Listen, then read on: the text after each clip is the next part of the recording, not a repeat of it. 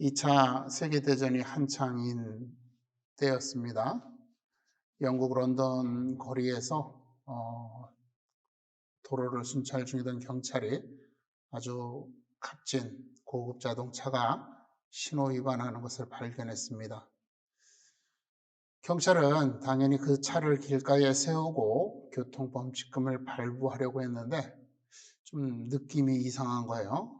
왜 그런가 봤더니 운전자는 면허증을 요구하는 경찰의 요구보다도 뒷좌석에 앉아있는 그 누군가의 사람의 눈치를 보면서 쭈뼛거리는 거예요. 그 뒷좌석에 앉아있던 사람이 누구냐면 바로 그때 당시 영국의 총리였던 처칠이었습니다. 처칠은 창문을 열고 조금 당황한 목소리로 이렇게 말했습니다. 미안합니다. 나는 영국 총리 처칠입니다. 내가 지금 아주 바쁜 회의가 있어서 운전기사에게 신호를 무시하라고 지시했습니다. 그런데 지금 정말 급한 상황이니 한 번만 봐주면 안 되겠느냐라고 이렇게 부탁을 했습니다.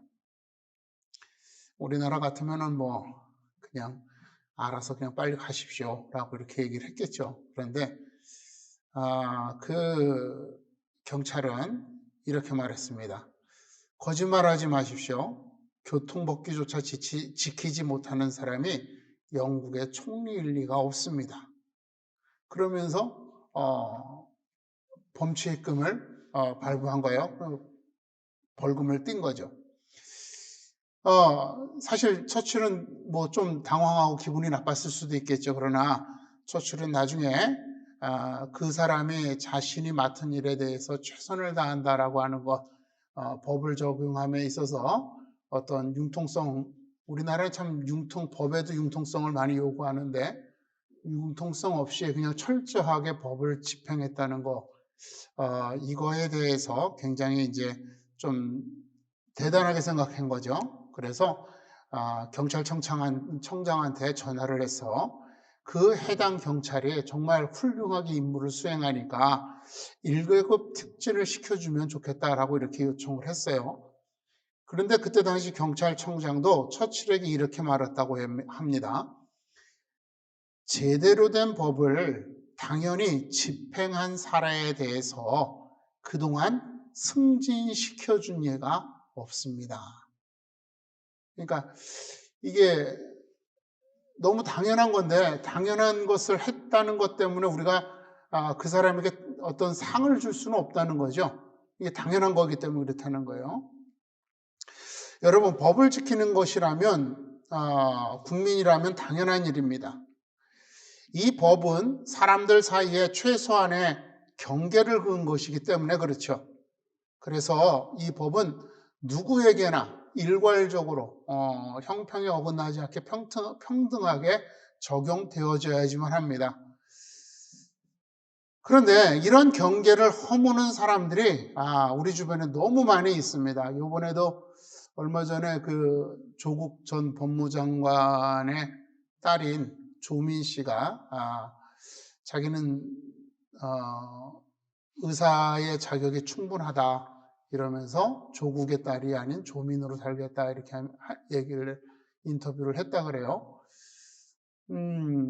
그랬더니 이제 한쪽에서는 그분을 지지하는 사람들은 젊은 사람이 이렇게 살라고 저렇게 하는 건가 우리가 비난하지 말자 그렇게 얘기를 하는데 정유라 씨 잘 아시죠? 여러분 최순실 씨 딸 그 사람이 나와서 얘기를 하는 겁니다. 나는 성적을 위조하지도 않았고 내 메달은 아시안게임 메달은 정말 내 것이다. 그러면서 그냥 웃고 가겠다 이런 식으로 이렇게 말을 했다 그래요. 그 말의 뜻은 뭡니까? 정유라 씨는 이화여대 출석 제대로 안 했다는 것 때문에 이화여대 졸업 자격까지 다 박탈이 당했죠. 그리고 그랬음에도 불구하고 온갖 마녀 사냥을 당하고 법적인 어떤 그런 불이익까지 받았는데 조민 씨는 분명히 자기가 위법한 일이 드러났는데도 공정한 잣대를 들이대지 않는다라고 하는 우리 사회와 법에 대해서 이렇게 일침을 놓은 겁니다. 왜 이렇게 법을 이 법을 지키지 않고 그 경계를 허무는 사람들이 많을까? 그것은요, 법을 지키는 것이 오히려 손해가 된다라고 생각하기 때문에 그래요. 그러니까 법을 지키려면 손해를 감수하는 용기가 필요한 사회라고 하는 겁니다. 오히려 정직하게 하고 정당하게 하면 너만 깨끗하냐는 그런 비난을 받을 각오를 해야지만 하는 상황이라는 겁니다.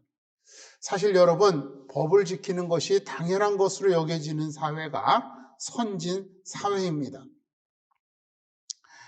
앞서 거론한 경찰관 그리고 경찰청장과 같은 사람이 많아질 때 우리 사회가 성숙한 시민의식이 가득한 그러한 정말 세계적으로 존경받는 그런 사회가 될 것입니다. 현대 기독교인들 사이에서 신기한 현상은요, 하나님께서 말씀하시는 것을 지키는 사람들이 점점 보기 힘들어진다라고 하는 겁니다. 말씀을 묵상하거나 기도하거나 예배하는 등등의 가장 기초적인 신앙의 행위조차 제대로 하지 않으면서 자기는 기독교인이다라고 말하는 사람들이 많이 있다는 겁니다. 또 어쩌면 이런 것들은 너무 단순한 거기 때문에 일주일에 1시간 정도 교회에 나왔다 가는 거니까 이 정도는 지킬 수 있을지 몰라요. 그런데 더 많은, 더 분명한, 더 중요한 기독교인의 소양인 겸손이나 용서, 이런 사랑 등등의 그런 신앙의 실천은 기대조차 할 수 없는 사람들이 스스로 기독교인이라고 떠벌리며 다니고 있는 겁니다. 이런 사람들로 인해서 사실은 현대교회가 아주 큰 어려움에 빠져 있습니다. 사람들은 더 이상 교회를 존중하지도 않고요. 교회의 가르침에 귀를 기울이지도 않습니다. 너희도 마찬가지 아니냐라고 이렇게 말하면서 교회를 비난하죠. 아니 어쩌면 교회가 더하다라고 이렇게 말합니다. 결국 우리 교회의 존재 자체가 위협을 받고 있는 것입니다. 왜 이런 현상이 일어날까? 이런 현상은 성도의 정체성에 대한 인식이, 즉 성도가 나는 어떤 존재인가라고 하는 그런 자신의 위치, 이것이 불확실하기 때문에 그래요. 모두가 법을 지켜야지만 모두가 예상 가능한 상황 속에서 미래를 계획할 수 있는데 그렇지 않은 사람들이 많다 보니까 법을 지키지 않는 사람들이 점점 늘어나고 더 사회적인 혼란이 가중되죠. 마찬가지로 성도라고 하는 자기의 존재가 무엇이고 내가 지켜야 되는 것들이 무엇인지 알지 못하는 사람들이 많아지니까 교회가 위태로워지고 있다라고 하는 겁니다. 성도가 왜 하나님의 말씀을 지켜야 하는지 여러분 우리가 오늘 이 시간에 한번 살펴보면서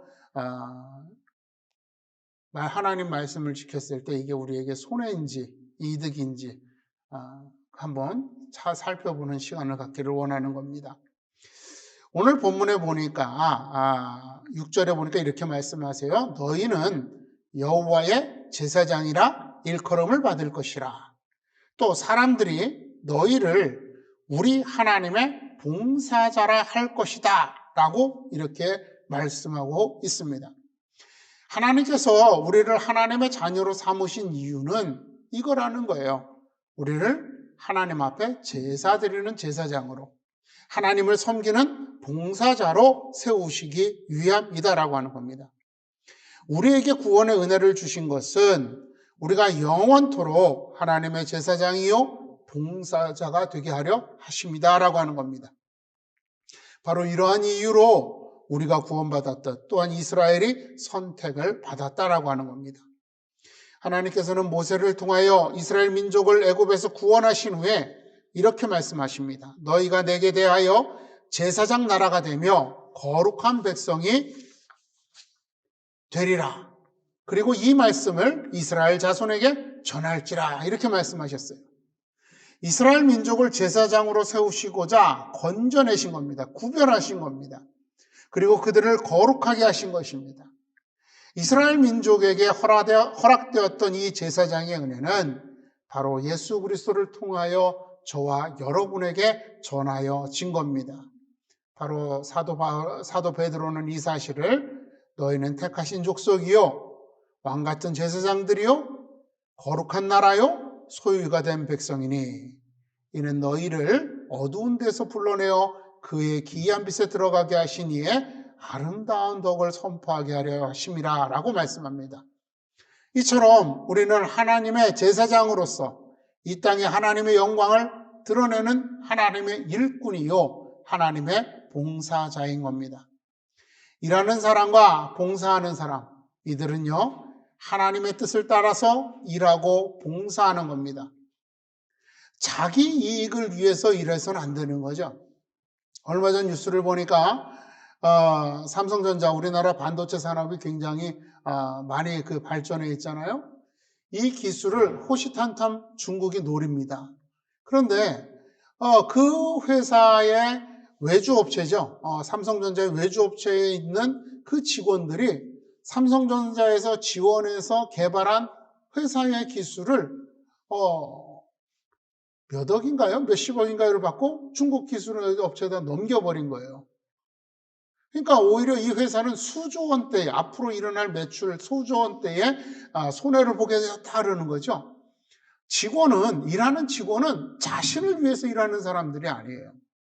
물론 내가 일한 만큼 급여를 받는 것 때문에 나를 위해서 일하는 거지만 실은 나를 위해서 일하는 그것이 내 뜻대로 내가 원하는 대로 하는 것이 아니라는 거죠. 주인의 뜻대로, 일을 시키는 사람의 뜻대로 회사의 업무의 방침을 따라서 일하는 것이다라고 하는 겁니다. 이렇게 우리가 하나님께 봉사하는 사람이라면 하나님의 뜻을 따라서 일하고 봉사해야 됩니다. 그 뜻은 뭡니까?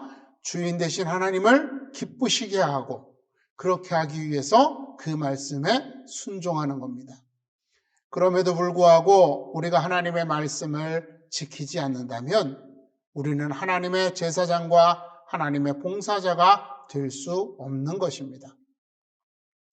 이 말씀을 지키는 이 일들은 어떤 특정한 장소, 어떤 특정한 시간에만 이루어지는 것이 아니라 바로 우리 삶의 자리에서 하나님의 말씀이 이루어지는, 실현되어지는 그러한 영역을 쌓아야 하는 겁니다. 이 세상에 우리가 말씀의 보류를 쌓아야 되는 겁니다. 이것을 오늘 본문은 상징적으로 이렇게 말씀하시죠. 그들은 오래 황폐하였던 것을 다시 쌓을 것이고 예부터 무너진 것 다시 일으킬 것이며 황폐한 성읍 곧 대대로 무너져 있던 것들을 중수할 것이다. 자, 이스라엘 백성들이 포로로 끌려가면서 예루살렘 성전이 파괴되었습니다. 그 파괴된 성전을 주님이 다시 이스라엘 백성을 돌아오게 해서 바로 세울 것, 든든하게 다시 세울 것인데 우리는 거기에서 하나님의 일꾼이 되어야 한다라고 하는 겁니다. 이사야서 58장에 보니까 내게서 날짜들이 오래 황폐된 곳들을 다시 세울 것이며 너는 역대의 파괴된 기초를 쌓으리니 너를 일컬어 무너진 데를 보수하는 자라 할 것이며 길을 수축하여 거할 곳이 되게 하는 자이리라 라고 말씀합니다. 여러분, 오늘 이 시대에 우리가 하나님의 성전을 다시 세울 수는 없습니다. 그렇다면 하나님의 성전을 다시 세운다는 이 말씀의 뜻은 무엇일까요? 우리의 거짓과 욕망과 자만, 악으로 오염되어져 있는 우리의 삶의 터전을 진리와 진실, 사랑과 용서 등의 그리고 겸손 등의 빛나는 하나님의 성으로 세워야 한다라고 하는 것입니다. 그것은 다른 곳에 있는 것이 아니에요. 여러분, 우리는 선하신 하나님을 얘기하면서 하나님 앞에 기도하기를 우리 주변들이 다 선한 마음이 돼서 나에게 선하게 대해주기를 기도하잖아요. 하나님의 진리와 진실, 사랑과 용서, 겸손은 다른 사람이 쌓아서 내가 은혜를 받는, 내가 혜택을 받는 것이 아니라는 거죠. 타인의 자리, 타인의 마음, 타인의 삶이 아닌 바로 나의 자리, 나의 마음, 나의 삶에서 이 성을 다시 쌓아야 한다는 겁니다. 하나님의 말씀에 순종하는 삶으로 자신을 변화시키고 그 변화된 모습으로 가족과 이웃에게 선한 영향력을 행사하며 하나님의 빛을 발하는 것. 이것이 오늘 우리가 하나님의 성을 다시 쌓는 것이고 하나님을 섬기고 봉사하는 것이다라고 하는 겁니다. 그들이 우리를 통해서 하나님의 위로와 하나님의 용서, 하나님의 사랑을 경험하도록 하는 것입니다. 그것이 오늘 우리에게 주어진 제사장이요 봉사자로서의 의무다라고 하는 겁니다. 우리가 이렇게 살다가 보면은요, 선한 사람이라고 칭찬받을 때가 있습니다. 그리고 그걸 즐거워할 때가 있죠. 사실은 세상의 이런 칭찬에 우리가 마음을 빼앗기면 안 됩니다. 왜냐하면 사실 세상이 우리를 그렇게 칭찬할 때는요, 우리를 착하다라고 하는 카테고리, 범주 안에 묶어놓고 우리를 이용하려고 그러는 거예요. 그죠? 너는 참 착해. 그러니까 내 부탁을 들어줘야 돼. 너가 내 부탁을 들어주지 않으면 착하다는 이 칭찬이 너한테 어울리지 않게 되는 거야. 너가 이거 착하다는 칭찬을 듣고 기뻐했지? 그렇다면 내가 어떠한 행동을 하든지 너는 나를 이해하고 용서하고 나를 받아줘야 돼. 이렇게 우리를 착하다는 그런 카테고리 안에 담아놓고 그리고 우리를 자기들이 멋대로 요리하려고 하는 거죠. 여러분, 우리가 북한을 도와줘야 되냐 말아야 되느냐. 사실 도와줘야 되는 게 맞죠. 왜냐하면 북한에 굶주리는 주민들이 너무 많기 때문에 그래요. 그런데 북한의 지도자들을 보면요, 여러분, 도와주면 안 되죠. 왜? 우리가 도와주는 것을 가지고 그 주민들에게 베풀어 주기보다는 자신들의 정권을 유지하는 일에 그것을 사용하기 때문에 그렇습니다. 그렇기 때문에 여러분, 오히려 그들은 인권이라는 말을 가지고 우리를 이용하려는 거예요. 우리에게 지원을 받아내서 주민들에게 주지 않고 자기들이 중간에 착복하려는 거죠. 이게 북한이 말하는 인권이라는 말이에요. 여러분, 똑같은 거예요. 우리 인생에도 악한 사람들은 우리에게 거부할 수 없는 말들. 너 하나님이 사랑하라 그랬잖아. 하나님이 용서하라 그랬잖아. 하나님이 이해하라 그랬잖아. 그러면서 그 말로 우리를 묶어놓고 우리를 이용하려고 한다는 거죠. 우리를 함부로 대하려고 한다는 겁니다. 그렇기 때문에 여러분, 제가 드리고 싶은 말씀은 그들이 칭찬하는 것에 우리가 마음을 뺏겨서는 안 된다는 겁니다.